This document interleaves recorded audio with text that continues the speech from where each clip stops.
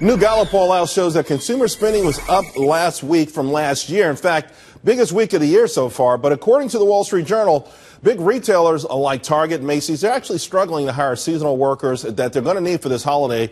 And they're offering more hours and even higher pay. So an economy that's really plagued really by a confluence of things, right? You've got unemployment, but you've got companies bending over backwards to hire people. We just can't figure it out. Are people just lazy? They don't need the jobs? Joining me now, A&G Capital President Hilary Kramer and Cure founder and president Star Parker. Star, what is it in a society where minimum wage are going up? We hear so many people don't have jobs. We know that 90 million, 94 million people don't work, and yet they can still continue to ignore these lucrative offers to work.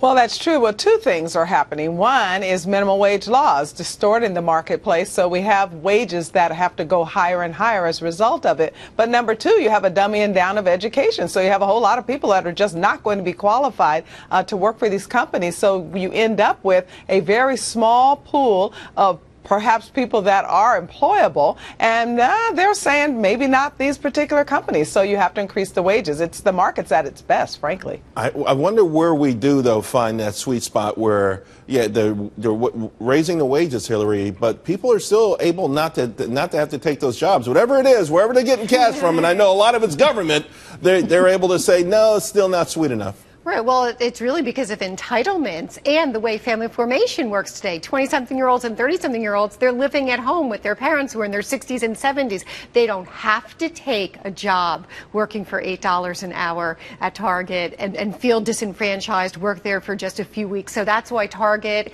and Macy's has had to say, okay, well, maybe we'll hire you permanently afterwards. Also, this is a time of year where gratuities are paid. Wouldn't you rather work at a steakhouse, be someone working in catering? Ruth Chris, for example. I mean, the gratuities kind of flow this time of year. I've been in Las Vegas this time of year. There are a lot of other options. You can play Santa Claus and be getting lots of tips rather than having to deal with these stores that have had to cut back on employees. What do you think, Star?